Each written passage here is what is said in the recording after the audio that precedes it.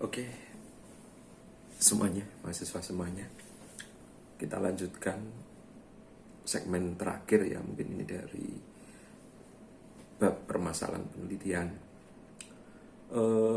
Kita melakukan penelitian itu ada persyaratan-persyaratan tertentu kenapa penelitian itu perlu kita lakukan.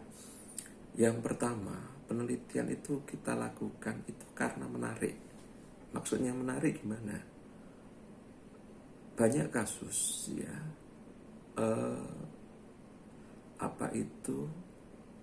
seseorang meneliti itu patah di tengah jalan ya, karena kadang-kadang berpikir bahwa topik yang akan dia teliti itu nanti akan useful, sangat berguna, terlepas dari menarik atau tidak. Padahal semua penelitian itu pasti punya tantangan. Nah, menarik itu bisa memotivasi seseorang peneliti untuk terus melakukan dan mengembangkan penelitiannya tersebut, meskipun di tengah perjalanan tantangan-tantangan itu banyak sekali. Ya, namanya meneliti pasti banyak tantangan. Ada lah, minimal ada tantangan. Karena kadang-kadang apa yang kita prediksikan di tengah jalan ya, itu tidak linear dengan apa yang kita pikirkan.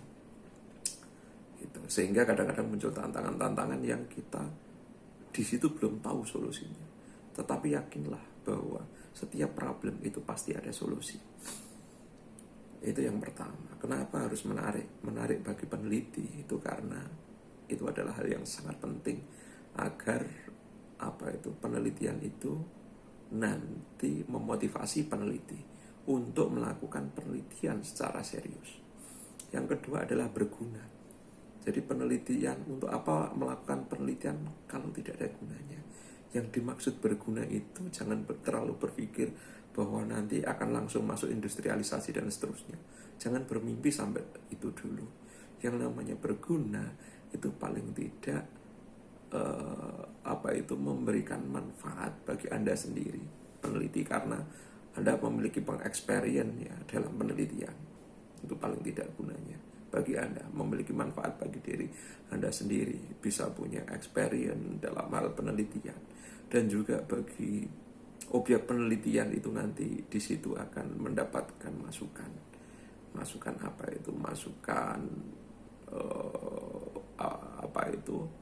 hasil-hasil penelitian yang Anda lakukan. Juga untuk tempat studi Anda, kampus Anda, itu nanti akan memberikan manfaatnya dari hasil penelitian itu, karena banyaknya masukan cakrawala baru keilmuan yang berkembang di masyarakat. Yang ketiga adalah bahwa penelitian itu nanti harus menghasilkan sesuatu yang baru atau something new. Ya, something new itu diperoleh dari mana? Ya, bisa saja sama sekali baru, bisa saja dari hasil improvement Anda. Gitu. Kemudian penelitian itu harus terukur. Apa yang namanya terukur? Dapat diuji secara empiris. Ya, itu biasanya kalau mengambil kesimpulan itu Anda akan mengatakan sesuatu itu meningkat atau lebih baik dan seterusnya. Itu harus ada dasarnya. Dasarnya adalah diukur dengan cara-cara tertentu. Itu diukur dengan cara-cara tertentu, baik pendekatan statistik maupun non statistik. Cara ngukurnya dengan human assistant atau apa ya, nanti bisa diukur. Setelah diukur nanti bisa membuat kesimpulan apa hasil dari penelitian Anda. Dapatkah pendekatan yang Anda propose itu bisa menyelesaikan sebuah masalah yang diusulkan. Dan yang terakhir adalah ini, yang namanya dapat diaplikasikan. Maaf, bukan yang terakhir, masih ada beberapa lagi. Dapat diaplikasikan atau dapat diimplementasikan. Maksudnya apa? Anda memiliki kemampuan untuk mengaplikasikannya. Kemudian Anda memiliki ketersediaan data. Jadi dasar dari penelitian itu awalnya dari data. Maka Anda harus persiapkan yang namanya dataset ya, yang akan Anda teliti. Kemudian Anda juga harus mempertimbangkan budget, bahwa penelitian itu memerlukan budget. Itu entah diakui entah tidak, ya budget itu penting. Paling tidak Anda kalau misalkan mencari data ke data primer, misalkan ke suatu tempat butuh transportasi dan seterusnya, itu biaya juga ya. Kemudian kalau misalkan datanya data sekunder, itu yang namanya penelitian itu paling tidak kalau Anda itu sampai bergadang itu butuh teman, cemilan dan seterusnya, itu juga budget juga. Maka ini harus Anda pertimbangkan. Yang ketiga itu adalah time atau waktu. Berapa waktu yang disediakan untuk melakukan penelitian itu. Kalau Anda skripsi itu dikasih waktu 1 semester, berarti Anda mestinya harus mencari permasalahan-permasalahan yang kira-kira bisa diselesaikan dalam 1 semester. Itu kira-kira. Kemudian persyaratan penelitian berikutnya adalah permasalahan yang menarik ya. Lakukan penelitian itu pada permasalahan-permasalahan yang menarik. Bagaimana caranya untuk mendapatkannya? Anda bisa cari riset trend ya. Riset trend yang ada di publisher itu biasanya di topik-topik tertentu itu dia akan menunjukkan risk trend topik itu sekarang berada di mana. Anda bisa mengambil bagian di situ. Dengan cara seperti apa? Dengan cara diawali dengan studi literatur ya, membaca artikel-artikel yang terkait dengan topik tersebut, kemudian mencari buku yang relevan dengan topik tersebut. Dan itulah upaya-upaya yang harus dilakukan oleh seorang peneliti ya, itu. Kemudian yang terakhir dari persyaratan penelitian, meneliti jangan berlawanan dengan etika ya. Ini berlawanan dengan etika itu apa ya? Misalkan melakukan plagiasi, itu berlawanan dengan etika. Jadi kenapa sekarang kalau Anda lihat sering ada yang namanya ada pengecekan plagiarisme, cek kayak gitu. Itu adalah salah satu upaya untuk melihat kejujuran Anda dalam melakukan penelitian.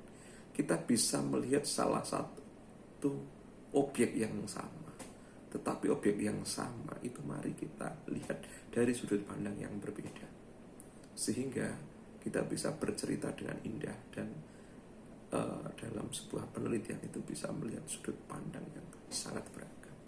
Dan keberagaman itulah nanti yang akan menjadi knowledge. Nah, kemudian itu tadi adalah persyaratan-persyaratan dalam sebuah penelitian.